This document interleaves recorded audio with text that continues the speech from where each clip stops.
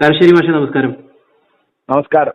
ഇപ്പൊ cockroach Janata party ഇപ്പൊ India മുഴുവൻ തരംഗമാവുകയാണ്. അവരുടെ 5 കാര്യങ്ങൾ വിശദീകരിച്ചുകൊണ്ടുള്ള മാനിഫെസ്റ്റോ ഒക്കെ കഴിഞ്ഞ ദിവസം പുറത്തിറക്കി. വളരെ പ്രധാനപ്പെട്ടിട്ടുള്ള അല്ലെങ്കിൽ രാജ്യത്തിന്റെ നന്മയ്ക്കായിട്ട് പറയുന്ന കുറേയധികം കാര്യങ്ങളുണ്ട്. അതിനെ എങ്ങനെയാണ് നമ്മൾ വിലയിരുത്തേണ്ടത്? ഇത് യഥാർത്ഥത്തിൽ ആർക്കാണ് ഇവർ ഭീഷണിയാവുന്നത്? BJPക്കാണോ അതോ പ്രതിപക്ഷത്തിനാണോ? പ്രതിപക്ഷത്തിന്റെ ഒരു സ്പേസ് കവർന്നെടുക്കാനാണ് ഇവർ ശ്രമിക്കുന്നതെന്നൊക്കെയുള്ള ഒരു ആരോപണങ്ങളൊക്കെ ഉയരുന്നുണ്ട്. എങ്ങനെയാണ് മാഷ് ഇവരുടെ ഒരു നീക്കത്തെ വിലയിരുത്തുന്നത്? അത് നേരെ പറഞ്ഞാല് ഒരു പ്രതിഷേധത്തിന്റെ ആവിഷ്കാരമാണത്. ഭരണത്തിലിരിക്കുന്നവർക്കാണ് അതുകൊണ്ട് കൂടുതൽ ബുദ്ധിമുട്ടുണ്ടാവുക. ഇപ്പോ ഈ ഡിജിറ്റൽ യുഗമാണല്ലോ, അതിന്റെ സംവിധാനം ഉപയോഗിച്ചിട്ടാണ് ഈ കൂട്ടായ്മ രൂപം കൊള്ളുന്നത്. നമുക്ക് പരിചയമുള്ള സംഘടനകൾ ഉണ്ടാക്കുന്നത് എങ്ങനെയാണ്? ഒരു ഓഫീസ് വേണം, ബോർഡ് വേണം, കൊടി വേണം, ആളുകളെ വിളിച്ചു കൂട്ടണം, അവർക്ക് വാഹനം വേണം, അവർക്ക് ഭക്ഷണം വേണം. ഇതൊന്നും വേണ്ട. നിങ്ങൾ ന്യൂയോർക്കിൽ ഇരിക്കുന്നു, അല്ലെ ലണ്ടനിൽ ഇരിക്കുന്നു, അല്ലെ ദുബായിൽ, അല്ലെ കൊണ്ടോട്ടിയിൽ, അല്ലെ കൊച്ചിയിൽ ഇരിക്കുന്നു. നിങ്ങൾ അതിനകത്ത് കയറിയാൽ നിങ്ങൾ അതിന്റെ ഭാഗമായി. അപ്പൊ പുതിയ കാലത്തിന്റെ ഒരു രാഷ്ട്രീയ പ്രസ്ഥാനമാണത്.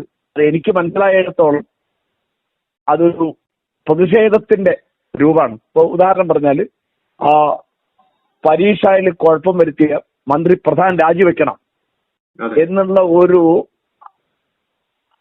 സാമൂഹ്യമായ അതിന്റെ പ്രതിഷേധം, അതിന്റെ പ്രതിരോധം തീർക്കാൻ ഇതിനകത്ത് എത്ര ലക്ഷം ആളുകൾ അതിനെ അനുകൂലിക്കും നോക്കിയാൽ മതി. അപ്പൊ ശാരീരികമായി നിങ്ങൾ എവിടെയാണെങ്കിലും മാനസികമായി നിങ്ങൾ ഇതിനകത്താണെങ്കിൽ അങ്ങനെ ഒരു ലോകം, അപ്പൊ ഒരു സൈബർ ലോകത്തെ രാഷ്ട്രീയ പ്രസ്ഥാനമാണത്.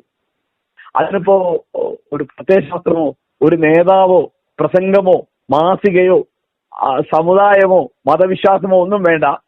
അപ്പൊ അത് എനിക്ക് മനസ്സിലായത് പ്രശ്നാധിഷ്ഠിതമാണ്. അത് ഇഷ്യൂ ബേസ്ഡ് ആണ്.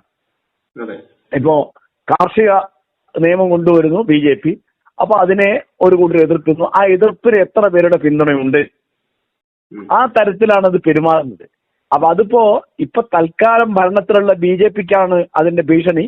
അത് BJPക്ക് ഭീഷണി അല്ലാതാക്കുന്ന മട്ടിൽ പ്രതിപക്ഷത്തിന് അതിന്റെ സൗകര്യം കിട്ടാത്ത മട്ടിൽ നാളെ അവർക്കത് ഹൈജാക്ക് ചെയ്യാൻ കഴിയുമോ ഇല്ലേ എന്ന് ഇപ്പൊ പറയാൻ പറ്റില്ല. അപ്പൊ അതിന്റെ ഒരു അക്കൗണ്ട് ഇവർ കൂട്ടിച്ചല്ലോ. അപ്പൊ എന്തുണ്ട്, കോക്രോച്ച് ഈസ് ബാക്ക് എന്ന് പറഞ്ഞാൽ വീണ്ടും വരിക അത്. അപ്പൊ അത് നിങ്ങൾ കമ്മ്യൂണിസ്റ്റ് പറ്റാന്ന് പറഞ്ഞ മാതിരിയാ, വെട്ടുന്നോറും തഴയ്ക്കുന്ന ഒരു സാധനമാണത്. അപ്പൊ അത് ഒരു യുവതയുടെ രാഷ്ട്രീയമാണത്. പല പരീക്ഷണങ്ങൾ ഇപ്പൊ ആം ആദ്മി വന്നപ്പോ അങ്ങനെ ഒരു സംഗതിയായിരുന്നു. തുടക്കത്തിൽ 2020 അങ്ങനെ ഒരു കാര്യമായിരുന്നു. അതൊക്കെ പ്രതിഷേധത്തിന്റെ രൂപങ്ങളാണ്. അപ്പൊ 2020 ആണെങ്കിൽ കിഴക്കമ്പലത്ത് ഒരു പഞ്ചായത്ത് ഭരിച്ചു. അപ്പൊ അതൊരു വിമർശനമാണ്, മുഖ്യധാരാ രാഷ്ട്രീയത്തിന്റെ വിമർശനമാണ്. മുഖ്യധാരാ രാഷ്ട്രീയത്തിന്റെ വിമർശനത്തിന് ഒരു രാഷ്ട്രത്തിന്റെയോ ഒരു പ്രദേശത്തിന്റെയോ ഒരു ഭാഷയുടെയോ പണത്തിന്റെയോ ജാതിയുടെയോ ഒന്നും മേൽവിലാസമില്ലാതെ അഭിപ്രായ രൂപീകരണം നടത്താൻ സാധിക്കും എന്ന് തെളിയിക്കുന്ന ഒന്നാണ് കോക്രോച്ച് ജനതാ പാർട്ടി. അത് നല്ലതാണോ ചീത്തയാണോ എന്ന് ഇപ്പൊ പറയാൻ പറ്റില്ല. ഒരു പുതിയ രൂപമാണത്. എന്നപ്പോ നേതാക്കന്മാരുണ്ടെങ്കിൽ അനുയായികൾ ഉണ്ടാവുള്ളൂ. നേതാക്കന്മാർ വേണ്ട, അനുയായികളും വേണ്ട, ഒരു കൂട്ടായ്മയാണ്, ഈക്വാലിറ്റി, തുല്യതയാണ്. അപ്പൊ അതിന്റെ നേതാവ് എന്ന് പറഞ്ഞാൽ അഭിജിത്ത് എന്നൊരു ചെറുപ്പക്കാരൻ ആണെന്ന് തുടങ്ങിയത് ഞാൻ വായിച്ചു. അപ്പൊ അയാളുടെ പ്രായം എത്രയാണ്? അയാൾ പണ്ഡിതനാണോ, സുന്ദരനാണോ, അയാൾ ഏത് മതം വിശ്വസിക്കുന്നുണ്ടോ, ഉണ്ടെങ്കിൽ ഏതാ മതം, ഏതാ ജാതി, അയാള് കല്യാണം കഴിച്ചിട്ടുണ്ടോ, ഇതൊന്നും വിഷയമല്ല. ഈ ഇഷ്യൂ മാത്രമാണ് വിഷയം. ചിലപ്പോ നമ്മളൊരു MLA തെരഞ്ഞെടുത്ത് നമുക്ക് ഇതൊക്കെ നോക്കണം. നമ്മളെല്ലാം നോക്കുകയാണെങ്കിൽ ഏത് പാർട്ടിയാണ്, നേരത്തെ പാർട്ടിയിൽ പ്രവർത്തിച്ചിരുന്നോ, അല്ലെങ്കിൽ വിദ്യാർത്ഥി രാഷ്ട്രീയത്തിൽ വന്ന ആളാണോ, തൊഴിലാളി രാഷ്ട്രീയമാണോ, അഴിമതി ഉണ്ടോ?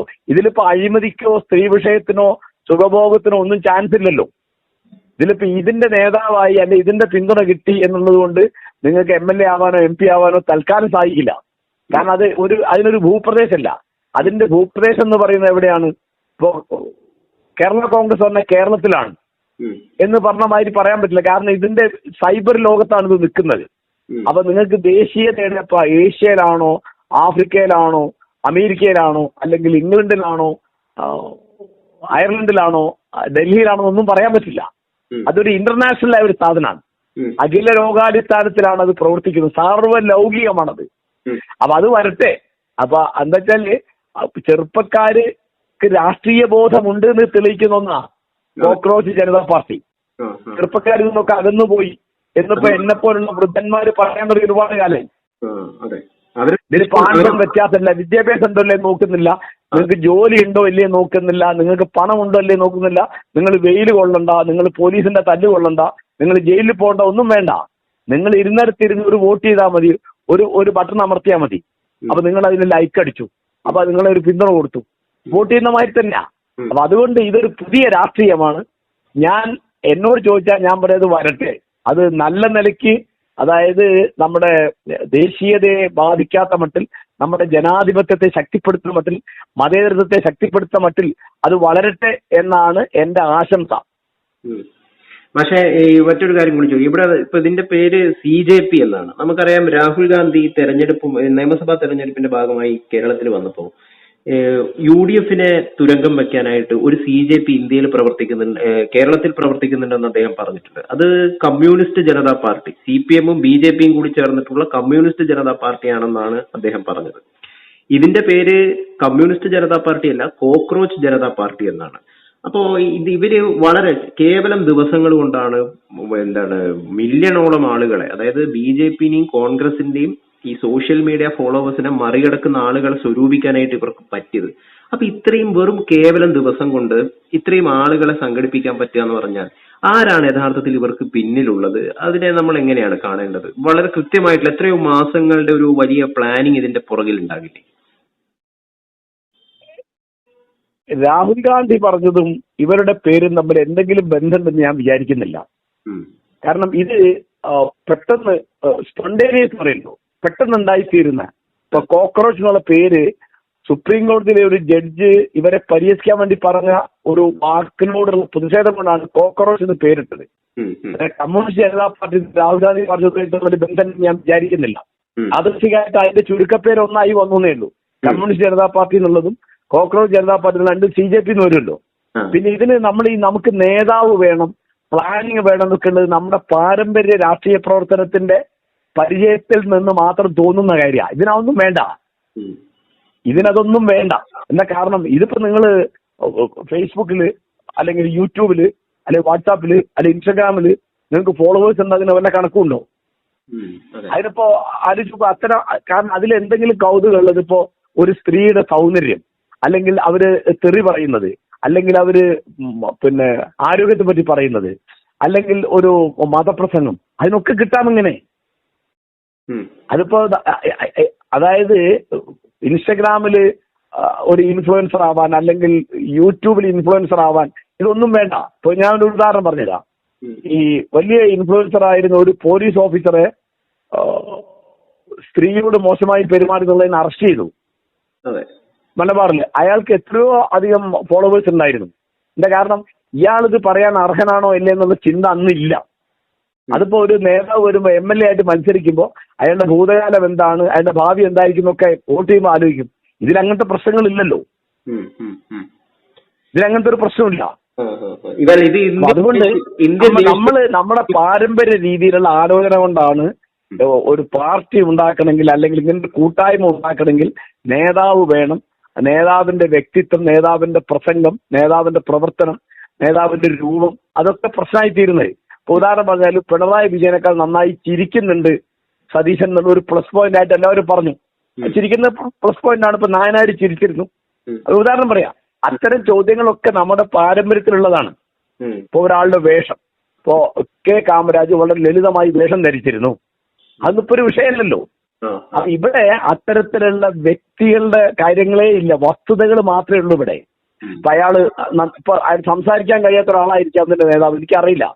പ്രസംഗിക്കാൻ അറിയാത്ത ആളായിരിക്കാം, അല്ലെ അദ്ദേഹത്തിന് ഇംഗ്ലീഷ് മാത്രമേ അറിയുമായിരിക്കണം, അല്ലെ ഇംഗ്ലീഷും ഹിന്ദി മാത്രമേ അറിയുള്ളൂ, മലയാളം അറിയല്ലേ നോക്കുന്നില്ല.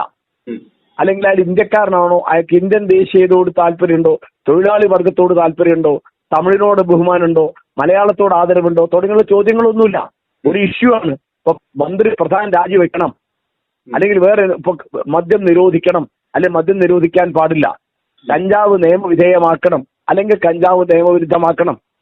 അങ്ങനെ അനവധി ഓരോ ഇഷ്യൂസിനനുസരിച്ചായിരിക്കും, പ്രശ്നങ്ങൾക്കനുസരിച്ചായിരിക്കും ഇതിന്റെ പ്രതികരണം ഉണ്ടാവുമെന്ന് ഞാൻ വിചാരിക്കുന്നത്. ആ പ്രധാനം അതിലാ പ്രശ്നമാണ്, അല്ലാതെ അതിന്റെ നേതാവ് ആരാണ്, അത് പറഞ്ഞത് ആരാന്നുള്ളതല്ല. ഇപ്പൊ പണ്ടേ പറയാറുണ്ട്, നിങ്ങൾ പറഞ്ഞ ആളെ നോക്കണ്ട, പറഞ്ഞ കാര്യം നോക്കിയാൽ മതി. ഇവിടെ ഇപ്പൊ അതാണ് ആ പഴയ നാടൻ യുക്തിയാണ്. പറഞ്ഞ കാര്യം ന്യായമാണെങ്കിൽ അത് നോക്കുക. അത് മാത്രമേ ഈ കോക്രോച്ച് ജനതാ പാർട്ടിയുടെ കാര്യത്തിൽ ഇന്ന് വരെ വന്നിട്ടുള്ളൂ എന്നാണ് എന്റെ അറിവ്.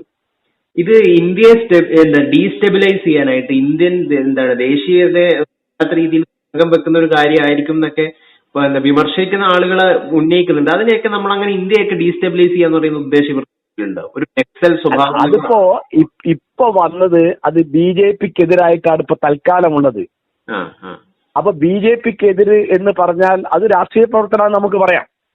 BJP-ക്കെതിരെ പ്രവർത്തിക്കാൻ പാടില്ലേ? നേരെ മറിച്ച് അത് രാഷ്ട്രത്തിനെതിരാണെന്ന് പറയുമ്പോൾ എല്ലാവരെയും ബാധിക്കും. രാഷ്ട്രത്തെ ഡീസ്റ്റെബിലൈസ് ചെയ്യാനാണ്, രാഷ്ട്രത്തിന്റെ നിലനിൽപ്പില്ലാതെയാക്കാനാണ്, ഇവിടുത്തെ ഗവൺമെന്റിനെ തകർക്കാനാണ് എന്നൊക്കെ പറയുമ്പോൾ അത് എല്ലാവരും ബാധിക്കുന്ന കാര്യമായി തീരും. BJP മാത്രം ബാധിക്കുന്ന കാര്യമായി തീരില്ല. ഇപ്പൊ മോദിയെ വിമർശിക്കുക, നിങ്ങൾ ഇന്ത്യയെ വിമർശിക്കുക എന്ന് പറയുന്നത് ഒരു തട്ടിപ്പ് മറുപടിയാണല്ലോ. മോദിയെ വിമർശിക്കാൻ പാടില്ലേ? ഇപ്പോ പിണറായി വിജയനെ വിമർശിക്കുമ്പോൾ അത് കേരള സംസ്ഥാനത്തെ അപവദിക്കാനെന്ന് പറഞ്ഞാൽ വല്ല നിവൃത്തിയുണ്ടോ? അല്ല, ഇപ്പൊ സതീശനെ വിമർശിക്കുന്നു, സതീശനെ വിമർശിക്കാൻ പാടില്ലേ? അത് കേരള സംസ്ഥാനത്തിന് എതിരാണെന്ന് പറയാൻ പാടുണ്ടോ? അല്ല, അങ്ങനെ വല്ലത് കാണുമ്പോഴേ നമുക്ക് പറയാൻ, അങ്ങനെ വരില്ല എന്ന് പറയാൻ എനിക്ക് അറിഞ്ഞൂടാ. കാരണം ഇവരുടെ മനസ്സിൽ എന്തൊക്കെയാ ഉള്ളത്, നാളെ ഭാവിയിൽ ഈ സൈബറിന് എന്തൊക്കെ സാധിക്കും, AI കൊണ്ട് എന്തൊക്കെ സാധിക്കും ആർക്ക് പറയാം? എനിക്കൊന്നും അറിഞ്ഞൂടാ അതിനെപ്പറ്റി. AI ഉപയോഗിച്ചിട്ട് ഇപ്പൊ സാധാരണഗതിയിൽ ഇപ്പൊ ഉദാഹരണം പറയാം, അമേരിക്കൻ തെരഞ്ഞെടുപ്പിൽ റഷ്യയിലിരുന്ന് പുടിൻ പല ഇടപാടും നടത്തിയിട്ടുണ്ട്, ഞാൻ വായിച്ചിട്ടുണ്ട്. AI ഉപയോഗിച്ചിട്ടാണ്. അതിപ്പോ അങ്ങനെ നാളെ BJP ഉപയോഗിച്ചിട്ട് ഒരാള് ഇന്ത്യയെ അസ്ഥിരമാക്കുന്ന ഒരു പണി എടുക്കൂല എന്ന് പറയാൻ അറിഞ്ഞൂടാ. അപ്പൊ എനിക്ക് അറിഞ്ഞൂടാ. അത് വരട്ടെ, നമുക്ക് നോക്കാം. അതിപ്പോ തൽക്കാലം BJP-ക്കെതിരാകുമ്പോ അവര് ഇന്ത്യൻ ദേശീയതയുടെ പ്രശ്നമാണെന്ന് പറയും. അല്ലാതെ അതിന് വേറെ മൂല്യമൊന്നും ഉണ്ടെന്ന് ഞാൻ വിചാരിക്കുന്നില്ല.